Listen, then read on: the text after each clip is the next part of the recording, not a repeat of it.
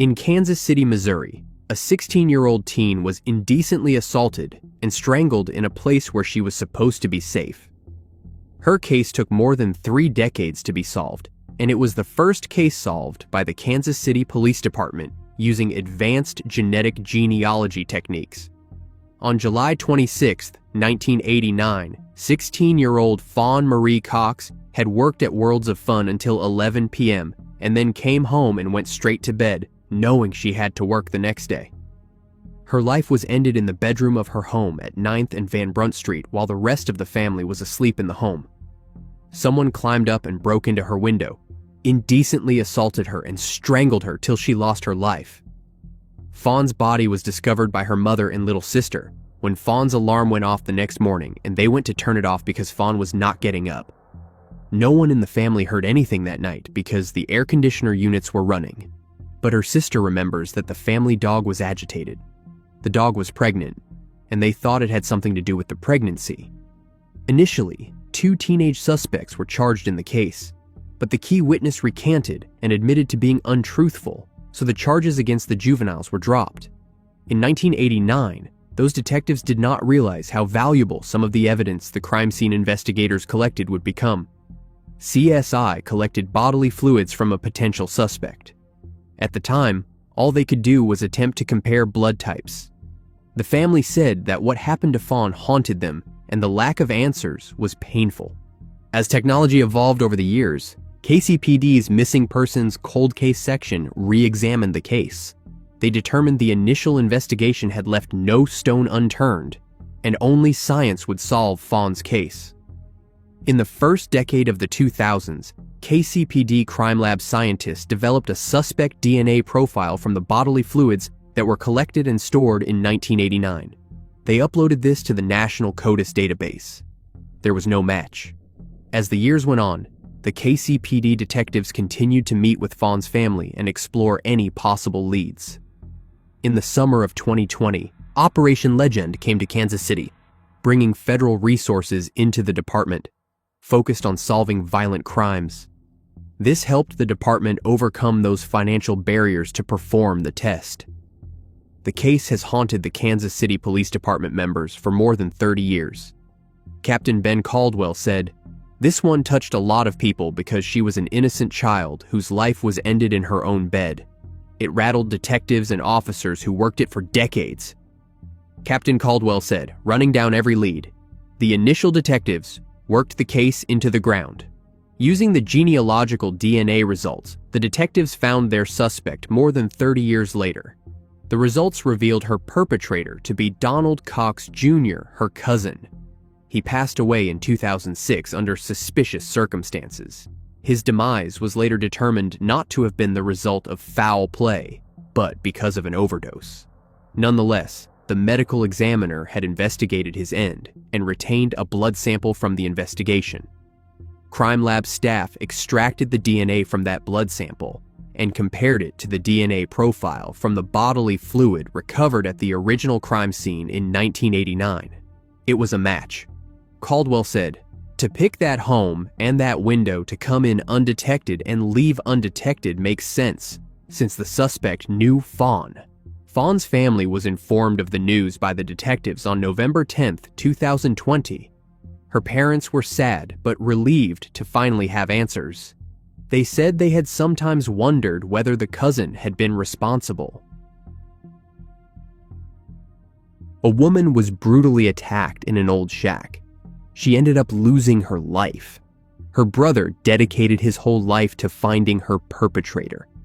Diane Maxwell was a 25-year-old single mother with a 4-year-old son. She worked as a telephone operator at the Southwestern Bell Company in Houston, Texas. On December 14, 1969, she arrived at work for her shift just before 1 p.m. in her red Ford Mustang. She parked the car in the company parking lot, but she never made her way into the office. At around 1:30, a homeless man named Willie Bell saw a young black male with an afro exit an old shack that was near the lot where Diane had parked. Willie observed that the man was acting suspiciously, so he decided to go have a look at the shack. He was shocked to discover a woman with her hands tied behind her back. She asked him to help her, but he refused. The police had not always been kind to Willie. He was scared he would be the one to blame. He ran away and rather called the police. Unfortunately, by the time the police arrived, the woman had passed away. She had a stab wound just above her navel. The woman was identified as Diane Maxwell. An autopsy showed that the wound was only an inch long, but an artery had been severed which caused her to bleed out. She had also been indecently assaulted and strangled. The shack was used as a storage shed for a nearby gas station. Inside, the investigators found a rumpled pink blanket and a man's gray suit coat among service manuals and old oil cans. Diane's purse was there, but her money and car keys had been taken. 9 hours later, the police found her car about a mile away. The next day, the investigators dusted the car for fingerprints, and they found several, as well as a right palm print, which they believe was left by the perpetrator when he closed the car door. In 1969, fingerprint matching was still done manually, and Houston had 500,000 records on file, so the investigators were unable to do a thorough search. The prints were matched against every newly arrested person, and every lead was followed, but the case went cold. Diane's younger brother, David Maxwell, was only 20 years old when his sister's life was taken. Her unexpected and horrific demise left his 4-year-old nephew motherless. He took in his nephew, as he promised his sister he would, if anything were to happen to her, and made it his mission to help find her perpetrator. To that end, David pursued a career in law enforcement, rising through the ranks over the coming years. At age 37, he was accepted into the oldest law enforcement group in the nation, the Texas Rangers, an elite group with only 134 members at the time. By this time, Houston had implemented one of the first automated fingerprint identification systems. He submitted a search on the latent prints lifted from his sister's car 17 years earlier, but there was still no match. Another 17 years passed without any progress. Diane and David's father was almost 90 years old, and he begged David to track down Diane's perpetrator before he is no longer alive. David enlisted the help of his friend Jim Ramsey, a detective with the Houston police. When they went to the evidence room to get the clothing that had been recovered from the crime scene, they learned it had been thrown away, as had the photos and other evidence collected at the time. Then they discovered that the fingerprint evidence was missing from the case file, presumably having been misfiled. After months of physically searching through cold case files, they finally found the missing prints. By this time, it was 2003, and the technology for matching prints was much more advanced. The FBI's Integrated Automated Fingerprint Identification System, AFIS, had been online for 4 years. Detective Ramsey first ran the prints through the Texas AFIS, but there were no hits. He then ran the prints through the FBI's EAFIS, and 20 potential hits were returned. All 20 hits were then examined visually by fingerprint experts. One stood out, and it matched a 58-year-old man named James Ray Davis, a career criminal. There were 4 matches: right index, right middle, right ring, and then right palm from when Davis had closed the door to the Mustang. While Davis had spent most of his life in prison for other crimes, he was currently living along the Texas and Arkansas border. He had just finished a prison term 9 days before the crime against Diane happened. Detective Ramsey knocked on his door and interviewed him. Davis initially denied any involvement, but when he learned about the fingerprint evidence, he confessed. He pled guilty in court, and on November 24, 2003, 34 years after the crime, James Ray Davis was sentenced to life in prison. David was finally able to make good on his promise to solve his sister's case, and their father was able to rest easier. Davis passed away in prison a few years after being convicted in 2007.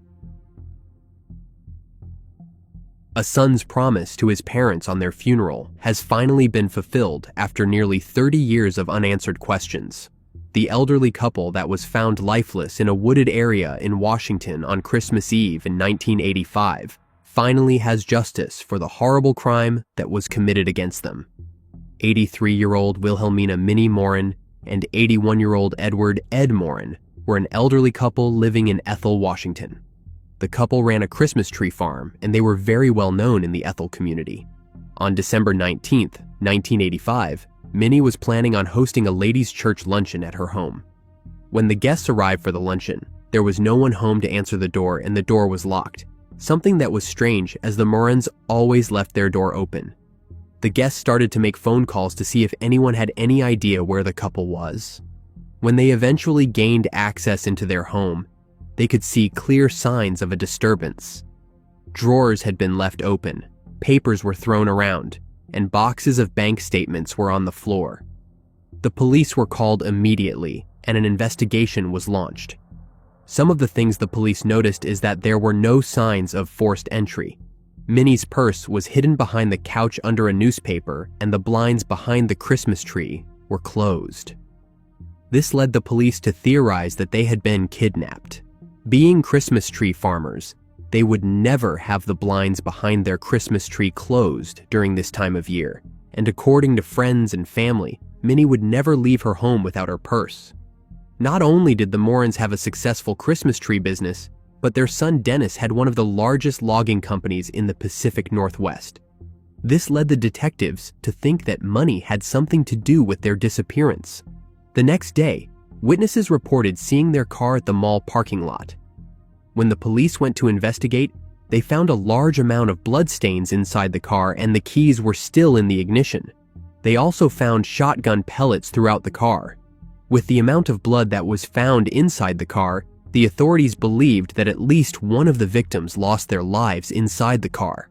5 days after the couple's disappearance, on December 24th, their bodies were found in a wooded area at the end of a road in Chehalis.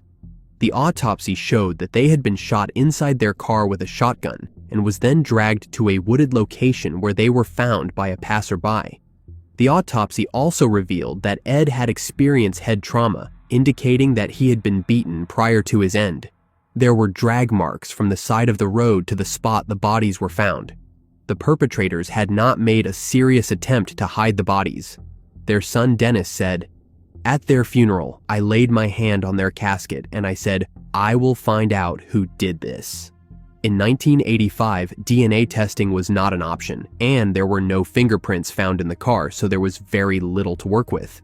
The police did, however, find a receipt from a bank in Ed's pocket and decided to follow that lead.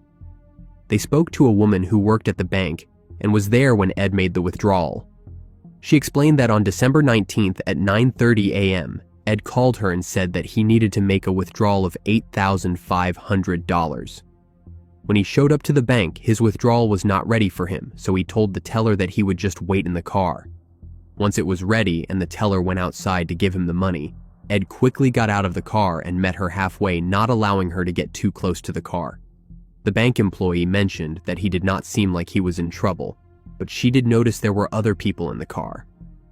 By January, the police were working on improving the composite sketches to identify the man that was spotted in the Yardbird Mall parking lot.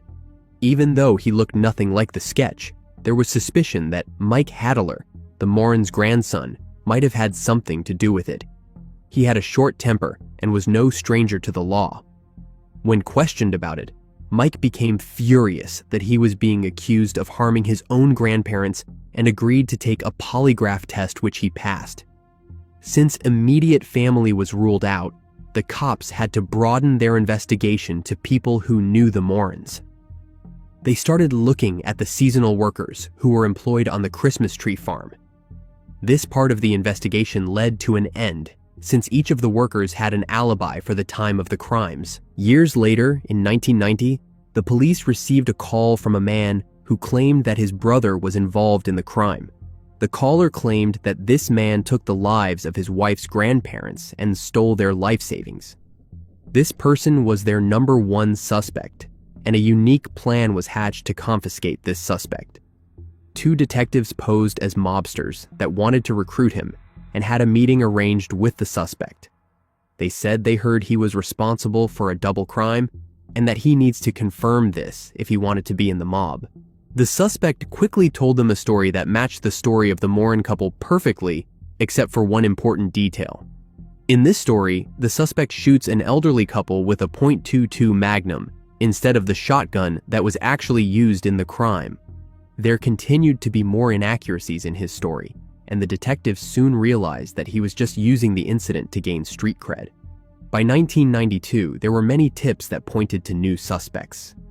Rick and John Rife were violent illegal substance dealers from the neighboring town. But despite so many tips pointing to the Rife brothers as suspects, arrests could not be made due to a lack of evidence. There was no weapon, no connection between the Rifes and the Maurins, and not enough credible witnesses. From the outset, the detectives harbored suspicions regarding their involvement in the case, as they were reportedly spotted near the Maurins' residence during the week of the incident. Another obstacle in the case was that the brothers relocated to Alaska in 1987, which shielded them from thorough questioning or investigation. In 2002, a renewed interest in the case emerged when Minnie's son offered a $10,000 reward for information leading to the apprehension of his mother and stepfather's perpetrator. This incentive sparked a flurry of tips, ultimately revealing crucial clues. By 2012, additional witnesses and evidence emerged, pointing again to Rick and John. In the summer of that year, the detectives journeyed to King Salmon, Alaska, intending to make the arrests, only to discover that John had passed away a week prior. Nearly 3 decades after the crime happened, Rick Rife, then 53, was apprehended and extradited for prosecution. Throughout the trial, the witnesses testified that Rick and John had utilized a friend's shotgun and had openly boasted about the abduction and fatal shootings.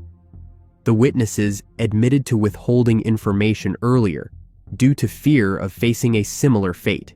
On November 18, 2013, Rife was convicted of 2 charges in the first degree, 2 charges of kidnapping and robbery, and 1 charge of first-degree burglary. Despite remaining silent during his court appearances, his attorney disclosed that Rife expressed neither apologies nor remorse, asserting that he was innocent of the crimes. He persisted in proclaiming his innocence through an appeal, but it was ultimately denied by a judge 2 years later. He is currently serving a sentence of nearly 103 years in prison. Additionally, in 2014, Rife received an extra 6-year sentence for the indecent abuse of a 10-year-old girl in the 1980s. The Maurin's son Dennis said, "It has been 26 years and 7 months. I thought about it at least 3 or 4 times a day. Closure will never come, but at least the guilty one was caught." In the quiet suburban town of Linwood, Washington, the autumn of 1979 was forever marked by a chilling discovery when a woman was found fatally shot in her home. An unusual lead, a queen of hearts and a deck of cards, helped solve the cold case after 32 years. On October 22, 1979, the body of 24-year-old Susan Schwarz was found in her Linwood home, a victim of a brutal crime. Her hands were tied behind her back, and she had suffered a gunshot wound to the back of her head. Items were also missing from the home, pointing towards a burglary. The crime scene yielded no significant evidence, no fingerprints, no signs of forced entry, and no immediate suspects. The investigation quickly hit an end, leaving Susan's family and friends in a state of grief and confusion. For 32 years, the case remained cold. The breakthrough in Susan's case came from an unexpected source: a deck of playing cards. In an innovative move to solve cold cases, the Washington Department of Corrections had distributed decks of playing cards to inmates, each card featuring details of an unsolved crime. Susan was featured as the Queen of Hearts, and when her perpetrator's half-brother, who was set on revenge, saw Susan's face, he was ready to talk. In 2011, prison inmate Sherwood Cave Knight recognized the case from the playing cards and came forward with crucial information about his half-brother, Greg Johnson. The tip led investigators to a former girlfriend of the suspects, who told the investigators that she was there on the night of the crime and witnessed the suspect shoot Susan. The girlfriend also gave the investigators independent details of the crime scene and residents that matched the case. Approximately 2 weeks prior to Susan's end, Susan's best friend had returned to Washington and had spent a lot of time with Susan. The friend was going through a breakup and was deciding whether she wanted to get back together with her ex, who was the suspect. The friend told the investigators that Susan had urged her to leave the suspect because she did not like him. She also told the police that she left the suspect because he was violent, had been involved in an armed robbery, and had a girlfriend. When contacted, the suspect told the investigators that he was fishing in Everett on the day of the crime, but his statement could not be fully confirmed. In 1986, the detectives went to talk with the suspect in prison, where he was serving time for armed robbery. His brother was also serving time for a crime that was similar to Susan's. The Seattle man told the investigators during an interview that he dropped off his brother and two other unidentified people for a burglary, and that his brother later admitted to ending Susan's life. 57-year-old Johnson was arrested on April 22, 2011 at his Seattle home and was later charged. He was 26 years old at the time of the crime. His girlfriend at the time did not come forward as she feared for her and her family's safety. She recalled the 1979 crime when Johnson grabbed a pretty young woman out of the shower, tied her up, and put a bullet in her head. When Johnson looked up, she was standing there, and he shot Susan again. She recalls Johnson saying, with the gun still gripped in his hand, "It is that easy. This is what happens to people who expletive with my life." The teen had already felt the rage of his fists. The threats he made against her family pounded any courage out of her. She would be to blame if they got hurt. Fear bought her silence. Johnson's bail was originally set at $1 million, but they increased it to $5 million during a hearing on April 25th. He has an extensive criminal history, including multiple robbery and illegal substance convictions. The Seattle ex-con, then 58, pleaded guilty in January 2012, finally admitting that he was responsible. A Snohomish County judge sentenced Johnson on March 23, 2012, to a minimum of 24 years in prison. Susan's father, Henry Schwarz, said it was exhilarating to learn of an arrest after so many years, and he was eager to share the news with his son, Gary. He said, "When she passed, I wrapped her memory in blankets and tried to forget it. Gary, he took it much harder. Those two were like peas in a pod.